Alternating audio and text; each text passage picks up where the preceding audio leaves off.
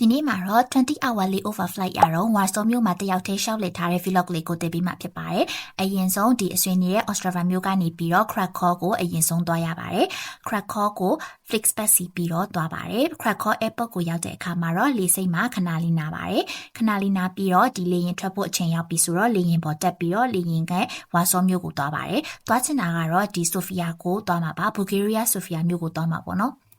flight ကကြတော့ဒီ Krakow ကနေဝါစောပြီးမှ Sofia ကိုသွားမှာဆိုတော့ဝါစောမှာ layover 20 hour ရတော့ရှောက်မြို့ထဲကိုရှောက်ပတ်ကြည့်ရင်လည်းဒီ Marie Curie Museum ကိုဝင်ခဲ့ပါတယ်။တိုက်စိန်ဆိုင်ဒီနေ့ကအင်္ဂါနေ့လည်းဖြစ်တဲ့အတွက်ကြောင့်မလို့ free museum ဝင်ခွင့်ရပါတယ်။ ticket ပို့ပေးစရာမလိုပဲဝင်တာဖြစ်တဲ့အတွက်ကြောင့်မလို့အကြိုက်ပေါ့နော်ဆိုတော့ museum တစ်ခုလုံးကိုရှောက်ကြည့်ပါတယ်။အဲ့မှာစာအုပ်တွေတွေ့တဲ့ဒီ Marie Curie ကိုတော့လူတိုင်းသိကြမယ်လို့တော့ထင်ပါတယ်။ငယ်တုန်းကဒီphysics မှာသင်ရတယ်လေဒီ radium နဲ့ polonium ကိုရှာဖွေတွေ့ရှိခဲ့တဲ့ scientist ဆိုပြီးတော့အရန်ကိုနာမည်ကြီးတဲ့အမျိုးသမီးတူလည်းဖြစ်ပါတယ်ဆိုတော့သူ့ရဲ့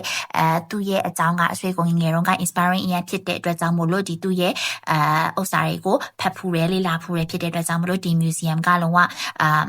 အဆွေအတွက်တော့ရတနာတိုက်ကြီးလိုပဲပေါ့နော်အထဲမှာအကုန်လုံးဝင်ကြည့်ရဲသူငယ်တုန်းကလုပ်ခဲ့ဒီ research တွေအကြောင်းတို့သူ့ရဲ့ဘဝအကြောင်းတို့ဘာတွေကိုရှာဖွေတွေ့ရှိခဲ့တာဘယ်လိုမျိုးအလုပ်လုပ်ခဲ့ရတာဒါဆိုသူ့ရဲ့ wisdom ပေါ့နော်အဲ့လိုမျိုးအကုန်လုံးကိုပြသထားပါတယ်အဲ့ကနေထွက်လာပြီးမှတော့မြို့ထဲကိုရှောက်ပတ်ကြည့်ပါတယ်မြို့ထဲကိုရှောက်ပတ်ကြည့်ရဲလမ်းလျှောက်တယ်ပေါ့နော်ဒီမှာတော့အများကြီးလမ်းလျှောက်ရပါတယ်ဒီကတော့ဒီ square နာကိုရောက်လာပြီးအဲ့မှာဒီဆိုင်လေးတွေကိုရှောက်ပတ်ကြည့်ရတာပဲ message ကြည့်လို့မစားနိုင်ပါဘူးအဲ့တော့ငုတ်တုတ်လေးထိုင်ပြီးတော့ပဲဟိုကြည့်ဒီကြည့်နေပါတယ်ပြီးတော့အဲ့မှာတွေ့သမျှ castle တွေဒီ Chinatown လိုမျိုးtemple လေးတွေစသဖြင့်နေရာကြီးအစုံလုံးရှောက်ပြီးတော့ဝင်ပါတယ်ဒါတွေကတော့ Google Map ကနေရှောက်ကြည့်ပြီးတော့ရှာလို့တွေ့ရနေရာကြီးရှောက်သွားရပေါ့နော်ပြီးတော့အမှVietnam ဝင်စားပါတယ်အာရှဆိုအာရှတူပီပီဒီ Krakow ဆိုင်မစားတတ်ဘူးပေါ့နော်